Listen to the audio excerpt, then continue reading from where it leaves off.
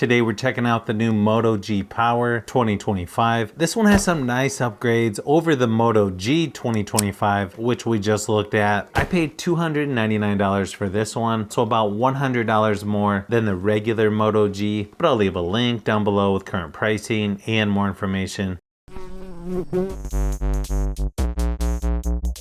It's got 8 gigabytes of RAM instead of 4, 128 gigabytes of storage. It takes a micro SD card up to 1 terabyte. It's got a MediaTek Dimensity 6300 processor. You also get wireless charging with this one. This one also has 1080p resolution. It's got a 6.8-inch LCD display. Also has a little higher resolution, 2388 by 1080 with up to 120 Hz refresh rate. Just a little bit heavier at 208 grams. Comes in 2 different colors, leaf green, and the one shown here is slate gray. I probably like the green color better. I just went with this one because it would ship a little faster. Also has a similar style to the regular Moto G with a vegan leather grippy material on the back. It's got NFC, dual band Wi-Fi. You can also use an eSIM with this. Surprisingly, you still get a headphone jack on here as well. You can see it next to the regular Moto G 2025. They're almost identical. The camera module might be just a hair different. The logo there in the center, and of course the colors. Pretty similar startup screen here to the regular Moto G. Kind of nice how they do that. I know a lot of companies just have plain text on there. Really small bezels on the sides, just a little larger on the top, quite a bit larger on the bottom. Again, very similar to the regular Moto G. Also has a fingerprint scanner right on the power button. The one thing I do miss from older Motorola phones is where it says "Hello Moto." Of course you have gestures or 3-button navigation. You can also change the order of the buttons as well. The fingerprint scanner on here actually seems to work pretty good, just like the regular Moto G. There's not that many pre-installed apps on here, just a handful from Google and of course a few from Motorola as well. I also like how you can make the folders a little bit larger, pretty similar on the new Galaxy S25 series. Notification shade looks very similar to what you would see on Pixel phones. The software on here is pretty close to stock Android. Google Discover left of the home screen. Tap and hold on the home screen to access themes, different fonts, several different ways to customize the phone.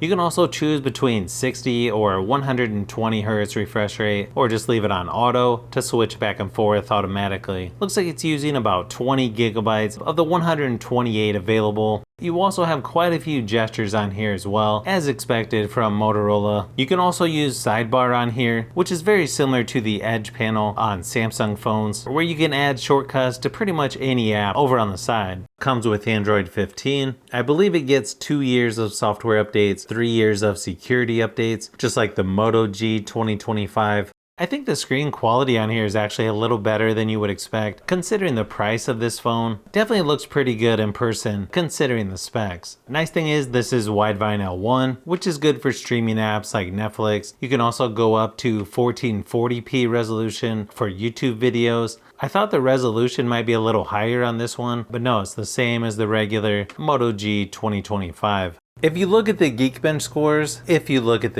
scores on this compared to the regular Moto G, they're almost identical. So I guess that's good if you're considering the regular Moto G. Maybe not that great if you were expecting better performance on the Power version. The one advantage you do get with the Power is you have 8 gigabytes of RAM versus only 4 with the regular Moto G. So that could be enough for some people when comparing the performance. Just keep in mind, this is still pretty entry level when it comes to performance, but it should be fine for your most basic things. And if you want to do some light gaming on here, it seems to handle PUBG Mobile and Asphalt Legends Unite pretty smooth as well. Again, pretty similar to the regular Moto G 2025. It's got a 5000 milliamp hour battery with up to 30 watt fast charging. This one also has 15 watt wireless charging. Now there's a ton of variables with battery life, but I ran my typical battery drain test at 100% screen brightness to see how it compares to others that I've tested. This has pretty good battery life, lasting about 12 hours, which is good, but not near as good as the regular Moto G. But you should be able to get a couple days with regular use, especially if you turn the screen brightness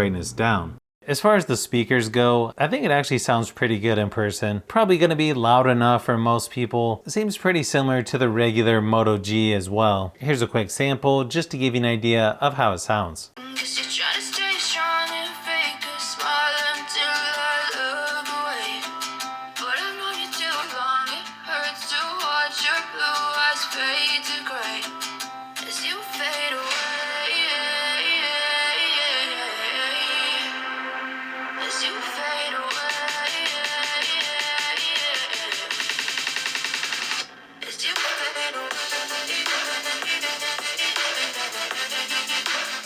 It's got a 16 megapixel front facing camera, a 50 megapixel main lens on the back, also has an 8 megapixel macro lens, plus an ambient light sensor, can record up to 1080p resolution, 30 frames per second on the front and back. In the camera app, you've got slow motion, video, photo, portrait, pro.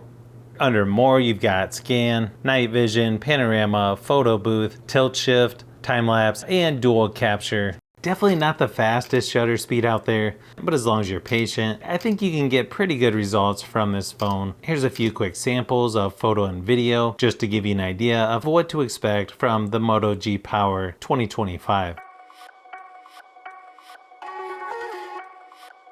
I think the camera quality might be a tad better on this one over the regular Moto G, but I would have to test them a little closer to make sure. I think video quality is decent on here as well, as long as you don't need 4K resolution. Overall, I think you definitely get some nice upgrades going with this over the regular Moto G 2025, like the higher resolution display, wireless charging, plus you get double the RAM. But I probably should do a closer comparison because there's a lot of similarities between the two phones. But if you like phones, tablets, and other tech, I've got a lot more stuff that I'm working on. I feel like this year is already busier than last, so keep an eye out for those upcoming videos.